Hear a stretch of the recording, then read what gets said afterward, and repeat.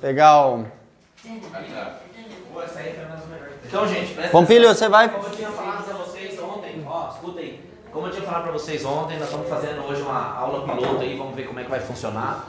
O Tiagão vai fazer a aula aí, vai gravar a aula e vamos ver como é que vai ficar. Se de repente der certo, eu creio que vai dar certo, a gente faz os ajustes.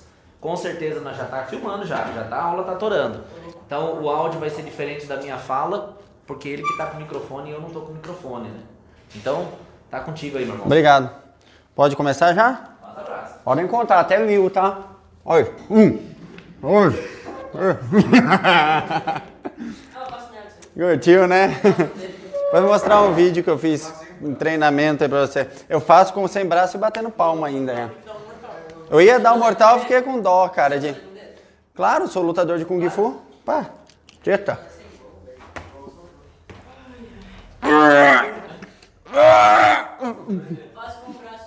Não, chega. Chega de Kung Fu já. Bom, pessoal, seguindo a nossa linha de raciocínio aí, da aula passada, nós trabalhamos um pouco a questão de indústria a nível internacional. Vocês lembram? História da indústria, como é que começou as etapas, né? Sim. Hoje, nós vamos entrar dentro do processo nacional. É interessante a gente perceber que toda essa aula, ela poderia também se chamar modernização brasileira. Só que eu vou seguir a linha industrialização nacional. Lembrando que indústria sempre foi sinônimo de modernização. Tá bom? Então, pessoal, vamos começar aí, lembrar um pouco da nossa história, para saber por que é que nós não entramos juntos com os outros países na disputa durante as revoluções industriais. Olha lá, vamos entender um pouco da nossa colonização. Isso é importante, a gente não pode esquecer.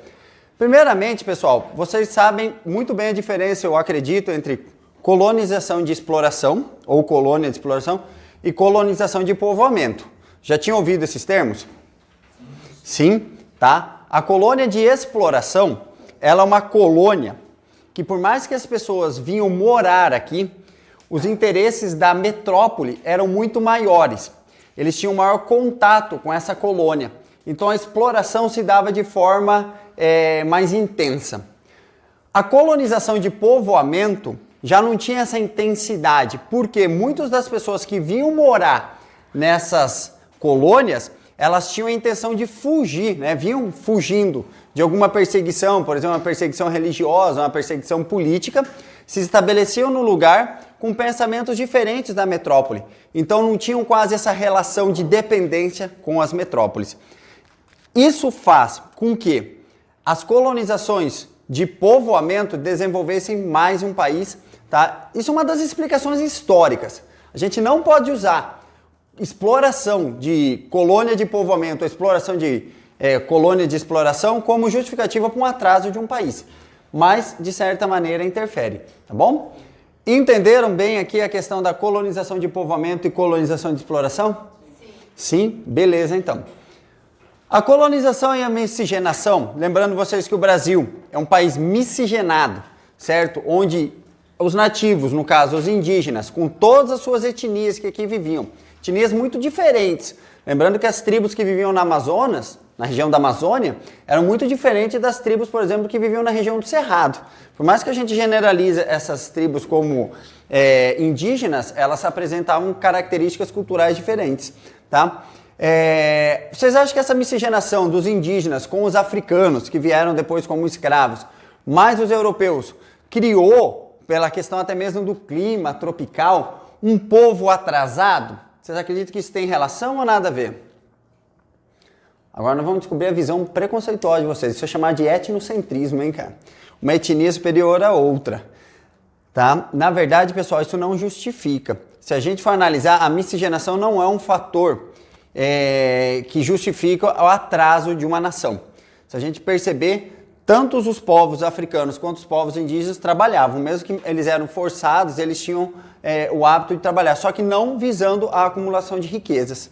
Isso é uma situação diferente. Então, muitas vezes, quando a gente vê teorias etnocêntricas que falam que aquele país é um país miscigenada, um país que prevalece uma outra etnia diferente da europeia, por exemplo, ou de algumas etnias asiáticas, é por isso que justifica o atraso dele. Não. Esse tipo de justificativa não corresponde, tá? Assim como existia uma outra corrente chamada determinismo geográfico. Alguém já ouviu falar de determinismo geográfico? De Hatzel, tá? O determinismo geográfico falava que o local onde uma determinada nação vai crescer e se estabelecer, o clima, o relevo, a vegetação, vai determinar se aquele local vai ser desenvolvido ou não, tá certo? Então, o determinismo geográfico também ela não tem explicação de uso hoje em dia. Mas me diz uma coisa, por que Portugal, então, não abria mão das colônias americanas? Primeiramente, a gente for analisar o tamanho do território português. Isso é um dos fatores principais. Portugal seria um dos estados de menor área territorial dentro do Brasil hoje. Tá? Me arrisco sem dúvida a dizer que Portugal é bem menor do que o Mato Grosso do Sul. O que acontece, pessoal? Esse tamanho de Portugal, limitante à expansão de encontrar riquezas, fez com que esse país dependesse das suas colônias. Portugal tinha colônias na Ásia, tinha colônias na África e também tinha colônia na América. Lembrando que a única colônia na América portuguesa é o Brasil. O restante era toda a América espanhola e alguns trechos holandeses, franceses ou ingleses, tá certo? Então Portugal crescia muito, expandia-se muito economicamente por manter uma forte, manter as suas colônias extremamente dependentes. Isso fazia com que Portugal então não abrisse mão dessa colonização. Portugal só vai ter uma outra visão em relação ao Brasil depois da chegada da família real aqui no Brasil em 1808. A gente não pode esquecer disso, tá bom? Então Portugal não abria mão porque ele se sustentava muito, né? Ganhava muito dinheiro com essas colônias aí que eles tinham. Bom, todo mundo conhece esse termo, DIT? Nunca ouviram falar? DIT quer dizer Divisão Internacional do Trabalho. É importante anotar isso, tá? É o que é o seu papel dentro do contexto econômico mundial. Isso é DIT, a Divisão Internacional do Trabalho. Toda sociedade tem as suas divisões, isso é muito comum, né? Os papéis que cada pessoa tem dentro da sociedade. Os países também. Normalmente, quando a gente classifica um país em desenvolvido ou subdesenvolvido, a gente classifica ele de acordo com a DIT. Eu não posso classificar um país subdesenvolvido se eu não tiver um parâmetro de comparação com um país desenvolvido, né? A gente só consegue falar se você é maior ou menor utilizando um parâmetro de comparação. Então a DIT foi criada para afirmar qual é o papel daquele país em um determinado momento.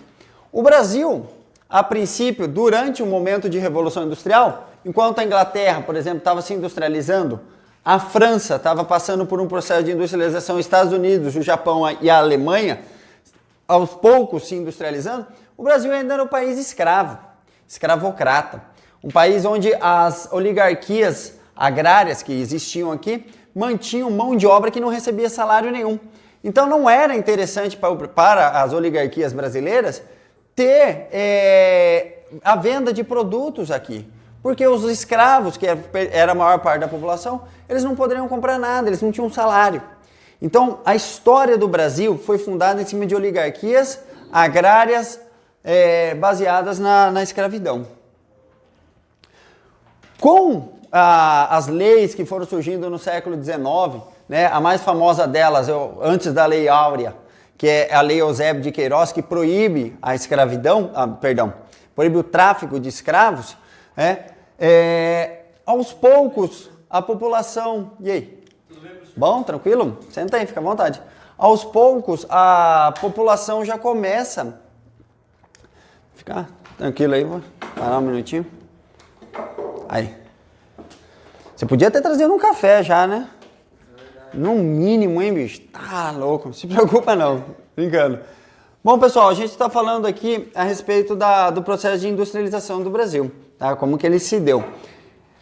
Com, então, a criação da Lei Eusébio de Queiroz, logo em seguida, outras leis, por exemplo, Lei do Ventre Livre, que dizia que quem nascesse no Brasil, os escravos, filhos de escravos, seriam livres, nasceriam livres. Lei do Sexagenário, escravos que tivessem mais de 60 anos conseguiriam alforria. Nós estamos falando de 60 anos no momento em que expectativa de vida da população era em torno de 45 anos, tá? Imagina um escravo chegar aos 60 anos. Se a elite vivia em torno de 45, 50 anos, boa parte da população vivia isso, imagina um escravo. Tá louco, era uma parecida com a reforma da Previdência hoje para algumas profissões, mais ou menos, né? Então, pessoal, se você analisar, por exemplo, essa situação, quando você começa a abolir a escravidão, lembrando vocês que hoje é dia 9 de maio, dia 13 é a data da comemoração da abolição da escravidão, tá? Fará 131 anos que foi abolida a escravidão no Brasil. 13 de maio agora. Então, essa mão de obra que começa a ser remunerada, começa a ser interessante para atrair indústrias, tá? Ou então, um fato diferente, em vez de atrair indústrias para fabricar aqui, que as metrópoles, no caso aí, os países desenvolvidos na época, usassem essas regiões aqui como local de venda de produtos industrializados. Eu já comentei isso com vocês, que muitos produtos que não tinham utilidade, por exemplo, na Inglaterra, eram vendidos no Brasil. E produtos que também não teriam utilidade dentro do Brasil. Aquele livro 1808, ele retrata isso num trecho dele, que fala que patins de gelo eram trazidos da Inglaterra e vendidos em território carioca, né, território do Rio de Janeiro. Para que patins de gelo no Rio de Janeiro? Eu expliquei para vocês que acabava servindo até mesmo para o uso do corte da carne. Né? Utilizavam da lâmina, isso mesmo. Então a gente começa a perceber que o interessante era empurra para esses países mais pobres mercadorias. Era assim que as coisas funcionavam.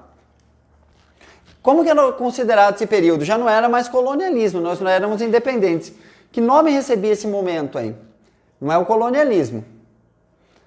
Alguém lembra esse momento aí de essas potências mundiais expandirem? Era o imperialismo.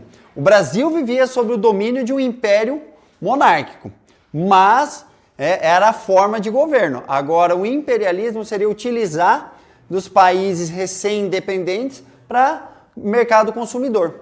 Então, a Inglaterra tinha nesses países aí grandes mercados consumidores. Os Estados Unidos, logo em seguida, começa a ficar de olho na América e interferir muito dentro do continente latino-americano também. Produtos industrializados eram enviados às colônias e as colônias enviavam matéria-prima. Todo mundo sabe como é que funciona uma balança comercial?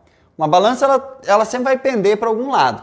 A comercial, ela vai ter o seguinte: o lado do déficit e o lado do superávit, tá? O lado superávit é o lado do lucro. Se você está pegando o lado do lucro e está lucrando mais, o lado do déficit está diminuindo. E a mesma coisa ao contrário. Quando você é um país